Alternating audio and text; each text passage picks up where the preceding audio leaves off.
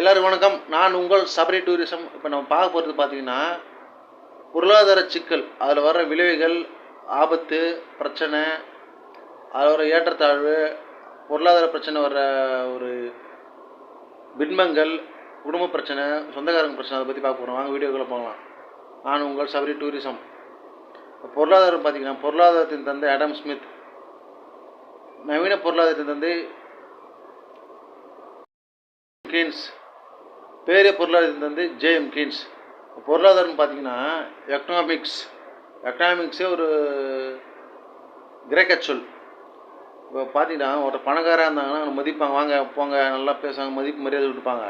அவனுக்கு ஜால்ராச்சுங்கிறவங்க நல்லா வாழ்ந்துட்டு போவாங்க.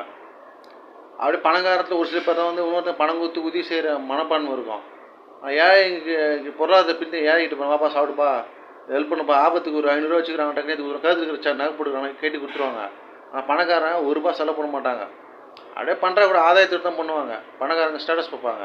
இப்போ குடும்பத்தில் இப்போ ஒருத்தங்க ஏழையாக இருக்கிறாங்கன்னா அவங்களுக்கு டெவலப் பண்ணணும், அவங்க பொருளாதாரத்தை முன்னுக்கு வரணும் நினச்சி முன்னுக்கு வந்தாங்கன்னா, மிடில் கிளாஸ் தான் என்னுடைய கீழே.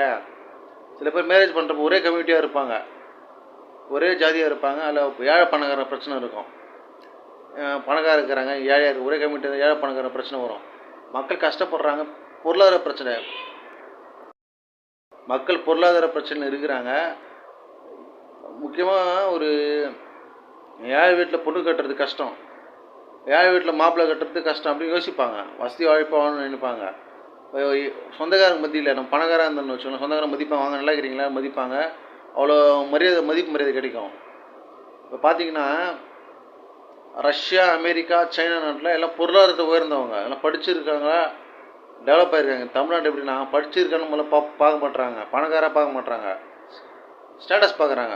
நம்ம சரிசாம நம்ம மிடில் கிளாஸ் தான் மேரேஜ் பண்ணோம், ஏழை மேரேஜ் பண்ணோம், பணக்கார தான் மேரேஜ் பண்ணுறாங்க, சூழல் உருவாகுது.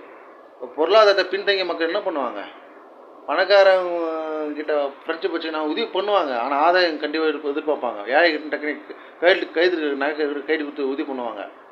பிரச்சனை எல்லாருக்கிட்டே இருக்குது, பிரச்சனை அது இடமே இல்லை. இப்போ பார்த்தீங்கன்னா வரதட்சணை கொடுங்க, வரதட்சணை நிறைய பேர் தற்கொலை பண்ணிக்கிறாங்க. கேரளாவில் அதிகமாக தற்கொலை பண்ணிக்கிறாங்க. அந்த கோயம்புத்தூர், மதுரையில் கூட நிறைய பேர் பெண்கள் தற்கொலை பண்ணிக்கிறாங்க. மதுரை, சிவகங்கை, ராமநாதபுரம். அப்படி பணம்ன்றாங்க. இன்னும் அடுத்த 8 வருஷம் உணவு பஞ்சம் வரப்போகுது. பண நகை, வெளி நகைலாம் சாப்பிட முடியுமா? விவசாயத்துக்கு முக்கியத்துவம் கொடுங்க. விவசாயத்துக்கு பொருளாதாரத்தை முன்னுக்கு வந்த நாடு China, Russia, America, Brazil, Argentina, Vietnam. அதுமாதிரி பொருளாதார மக்களை முன்னுக்கு கொண்டு போங்க. எல்லோரும் சரிசமமாக கொண்டு வாங்க, சமத்துவத்தை கொண்டு வாங்க. பொருளாதார மக்களை எல்லோரும் சமமாக கொண்டு வாங்க. அப்போ தான் நாடு முன்னேறுங்க. மறக்காம லைக் பண்ணுங்கள், ஷேர் பண்ணுங்கள், சப்ஸ்கிரைப் பண்ணுங்கள். நம்ம சேனல் சப்ஸ்கிரைப் 2025.